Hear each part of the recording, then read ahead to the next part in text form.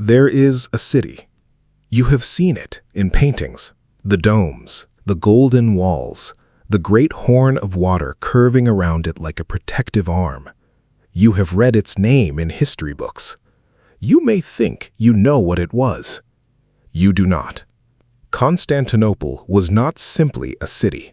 For over 1,000 years, from the reign of Constantine the Great in 330 AD until the morning we are about to describe, Constantinople was the idea of civilization itself. It was the last continuous thread of the Roman Empire. It was the repository of every Greek manuscript, every philosophical text, every piece of art and learning that the ancient world had produced and that Western Europe had long since burned, lost, or forgotten.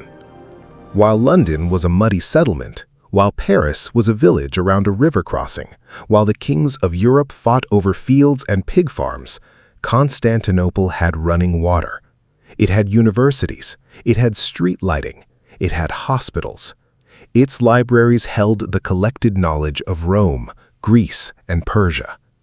And on the night of May 28, 1453, it had less than 12 hours left to exist. By 1453, the Byzantine Empire, the Eastern Roman Empire, the direct legal successor to Caesar Augustus, had been reduced to a cruel joke of its former self. What had once stretched from Spain to Syria was now effectively a single city and a handful of islands. The surrounding land had been absorbed piece by piece over centuries by Seljuk Turks, by Crusaders who had sacked the city themselves in 1204, by Bulgars, by Serbs, by the relentless grinding expansion of the Ottoman Empire. The emperor ruled a capital city hemmed in on every side by enemies. His treasury was so empty that when the Hagia Sophia needed repairs, Constantine melted down gold and silver ornaments from the church itself to pay the workmen. And yet, the walls held. The triple Theodosian walls, built in the 5th century, had never been breached from the outside. Attila the Hun looked at them and turned away. Arab armies besieged the city for years and failed. The walls were a miracle of engineering and a symbol of something greater. The idea that this city, this last flame of the ancient world, simply could not fall. On the other side of those walls, a 21-year-old man sat in his tent and read Homer. Sultan Mehmed II had been obsessed with Constantinople since childhood. He had read everything he could find about it. He spoke Greek, Persian, Arabic, Turkish, and Latin. He debated philosophy with captured Byzantine scholars. He had the Iliad read to him and told his advisors he intended to be a new Alexander and that Constantinople was his Troy. He had become Sultan for the second time in 1451 after his father, Murad II, had briefly forced him to abdicate following a failed campaign at age 12. He had spent those years of exile being humiliated by Ottoman nobles who thought him too young, by foreign powers who underestimated him, by his own father who did not believe in him. Every slight had been catalogued, every insult had been filed away.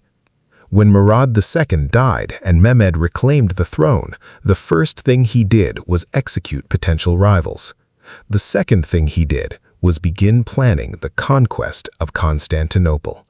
He was methodical, he was patient, he was 21 years old, and he had been waiting his entire life for this. Here is something the history books often skip over.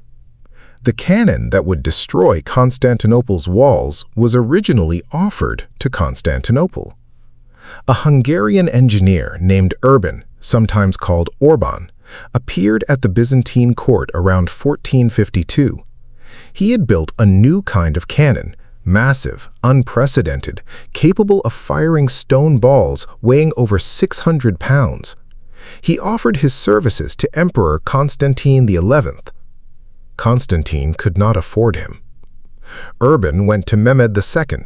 The Sultan offered him 4 times his asking price, gave him all the materials he needed, and within months, Urban had constructed the Basilica, a bronze cannon 27 feet long with walls 8 inches thick. It required 60 oxen and 200 men to move. When it was test-fired outside Edirne, the boom was heard from 10 miles away. The stone ball it fired buried itself 6 feet into the ground. The walls of Constantinople had stood for 1,000 years. No one had ever tried to knock them down with a weapon like this. On April 6, 1453, Mehmed arrived outside Constantinople with an army estimated at between 80,000 and 100,000 men. The Byzantines' defenders numbered fewer than 7,000, including a contingent of 700 Genoese soldiers sent by a mercenary captain named Giovanni Giustiniani, who would prove to be one of the most important figures of the entire siege. The odds were, by any calculation, impossible. For every defender on the walls, there were at least 12 attackers waiting outside. The Byzantine navy, 26 ships, faced an Ottoman fleet of over 120 vessels. The Genoese colony of Pera, just across the Golden Horn, declared neutrality. The Venetians promised help and sent almost none. The Pope wrote letters. Christian Europe, which Constantinople had shielded for centuries, watched and did nothing. The siege began. For 53 days, the basilica and its sister cannons hammered the Theodosian walls. The sound was unlike anything anyone had heard. Contemporary accounts describe the ground shaking, windows shattering inside the city, the dust of pulverized stone hanging in the air after each shot. But the walls held. Or rather, the people held the walls. Every night, after the cannon fire stopped, the citizens of Constantinople went to the breaches and rebuilt them. Women and children carried rubble. Monks filled gaps with earth and timber.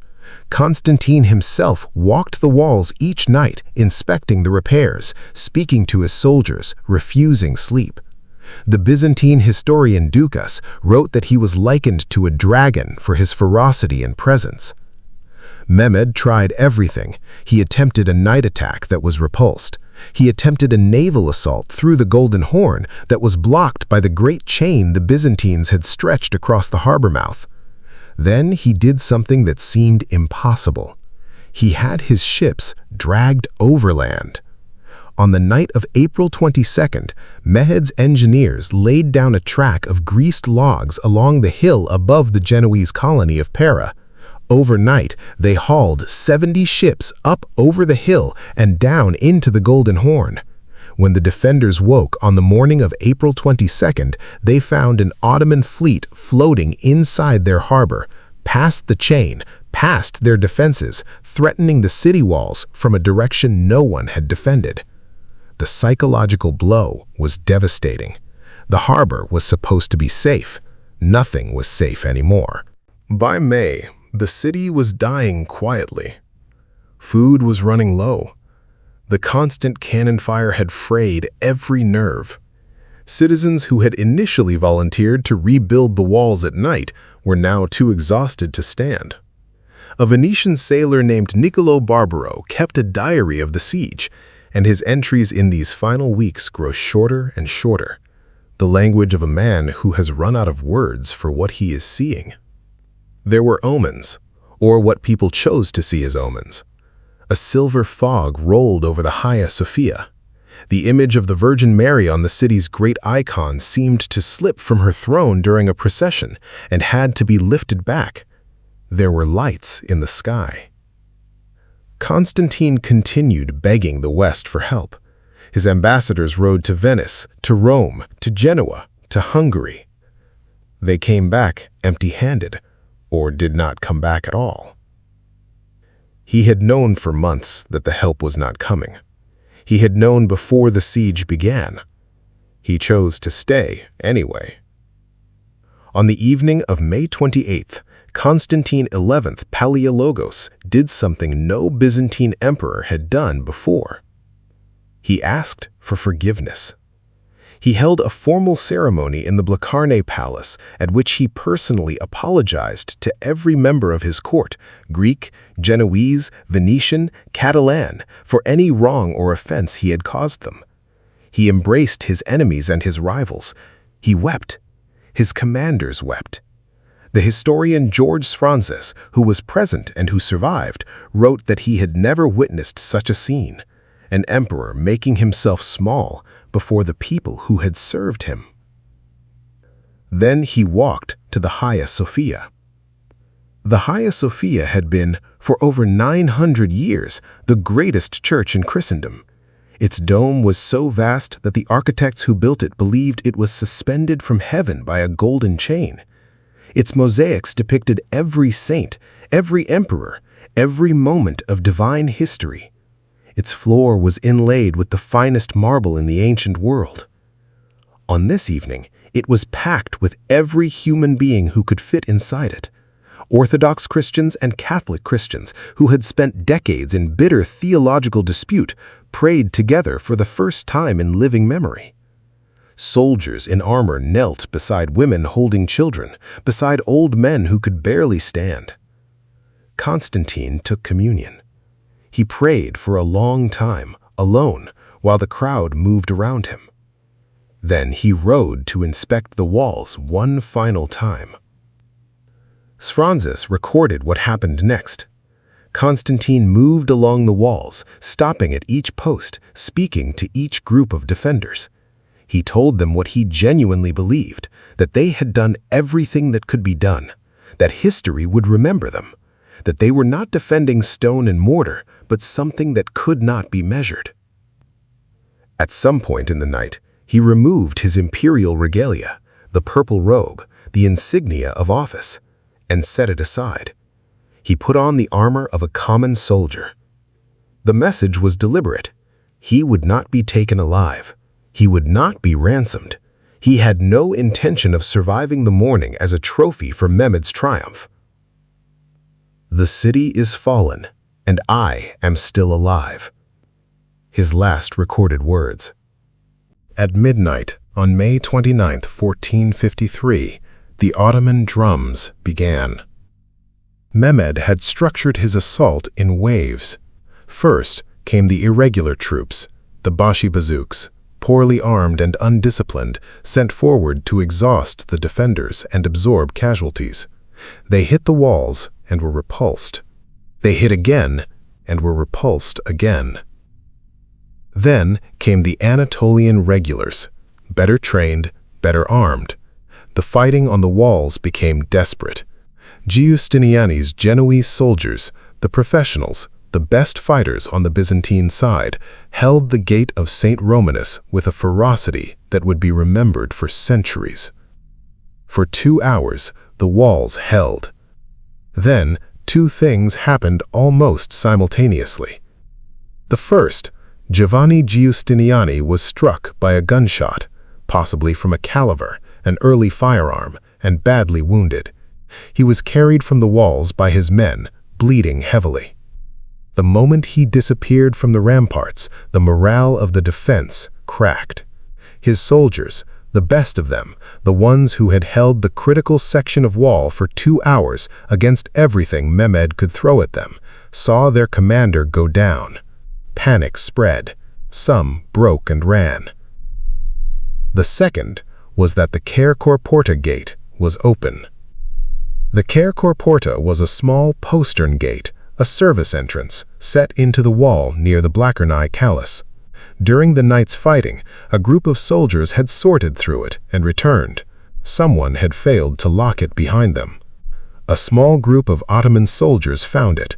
50 men, perhaps fewer, slipped through into the city.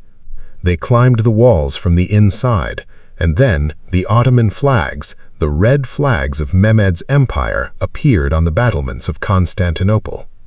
The defenders saw the flags and broke. After 53 days of holding the impossible, the sight of those flags was the thing that finally broke them. The Venetians and Genoese ran for their ships. The Byzantine soldiers ran. Constantine saw the flags. He understood immediately what had happened. He tore off whatever remained of his imperial markings. He drew his sword, and then he charged directly into the breach. He was accompanied by his cousin Theophilos Palaiologos and a Castilian soldier named Francisco of Toledo who had refused to leave his side. The three of them ran toward the largest concentration of Ottomans they could find. Witnesses on both sides saw them enter the fighting. No one saw them come out. Mehmed ordered his soldiers to find the emperor's body. He needed proof. They could not find it. Eventually, a body was brought to Mehmed, a man wearing the imperial purple boots, the mark of Byzantine royalty. Mehmed had the head cut off and displayed on a pike, paraded through the city, and later sent to the major courts of the Islamic world as proof of his victory. But Byzantine survivors disputed the identification. The face, they said, did not match. No one could say for certain. Constantine XI Palaiologos, the last Roman emperor, the 88th successor to Augustus Caesar in an unbroken line spanning over 1,000 years, vanished into a battle so chaotic that his own people could not find his remains. He was 49 years old. Mehmed entered Constantinople that afternoon. Eyewitness accounts describe him riding through streets where the dead lay in the thousands, through a city being systematically stripped of everything valuable. He went directly to the Hagia Sophia. Contemporary accounts say that when he entered, he found a soldier chipping marble from the floor.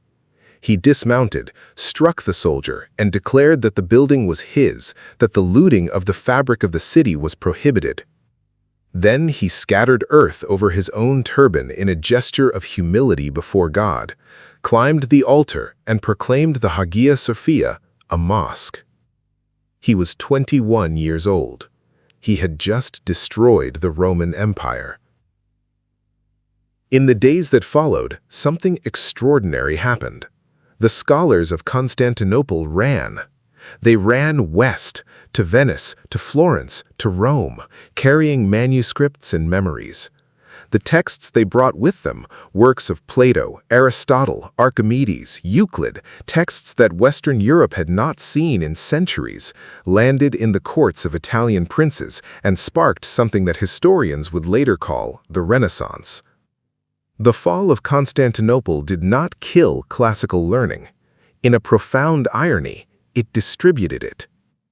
The fear that Mehmed's conquest would inspire also drove the kings of Portugal and Spain to fund something they had previously ignored: sea routes to Asia that did not pass through Ottoman-controlled territory. Within 40 years of the fall of Constantinople, Columbus had crossed the Atlantic and Vasco da Gama had rounded Africa. The age of exploration and everything that followed from it, for good and for ill, was in part a consequence of a single night in May 1453. In the villages of Greece and among the Greek diaspora, there is a legend that has persisted for nearly 600 years. They say that when the Ottoman soldiers broke through the walls and Constantine charged into the fighting, an angel came to him before he could be captured, before he could be killed and his body displayed as a trophy. The angel carried him to a cave beneath the Golden Gate, the great triumphal arch through which Roman emperors had ridden in triumph for centuries. There, Constantine was turned to marble. He sleeps there still, frozen mid-stride, sword in hand. And when Constantinople is free again, when the great church is a church once more, when the Roman eagle flies over the Golden Horn, the angel will return. Constantine will wake, the marble will crack, the last Roman emperor will ride out through the Golden Gate as he rode in and take back everything that was lost. The Greeks call him the Marble King, o Marmarennos Vasilias. They have been waiting for him for 570 years. History remembers Mehmed II as Mehmed the Conqueror, which is fair. He conquered. It remembers the fall of Constantinople as the end of the Middle Ages, which is a useful shorthand, though no one who lived through it thought in those terms. But Constantine XI, Constantine is remembered, when he is remembered at all, as the man who lost. And this is wrong. Constantine XI Palaiologos inherited an empire that was already dead. He had no army, no money, no allies, and no realistic hope of survival. He could have fled. The Venetian ships in the harbor would have taken him. He could have surrendered. Mehmed had offered terms. He could have spent his final years in comfortable exile, the last emperor of nothing, writing memoirs in some Italian city-state. He chose to stay. He chose to die with his people in a city he knew he could not save. And in doing so, he transformed a military defeat into something that legends are made of, something that has endured for 6 centuries and will endure for 600 more. There is a version of history in which the last emperor of Rome died like an emperor, in a palace, in a bed, attended by physicians. That emperor is forgotten. Constantine XI died in the dust and smoke of a breach in a wall, sword in hand, in the purple boots of an office that no longer meant anything, charging the largest army in the medieval world. History did not forget him. This is what it means to be erased, not to be destroyed. Destruction is remembered. To be erased is to be ridden out, slowly, quietly, by those who could not afford to have you remembered. Constantinople was not erased. They renamed it. They converted its greatest church. They hammered the eagles from its walls. But the city is still there. The walls are still standing. And somewhere beneath the Golden Gate, if you believe the old stories, a marble king is still waiting. If you enjoyed this story and would want to watch more stories like this one, please like this video, comment, and subscribe to this channel. It helps more people find this channel and it keeps these stories coming. Thank you.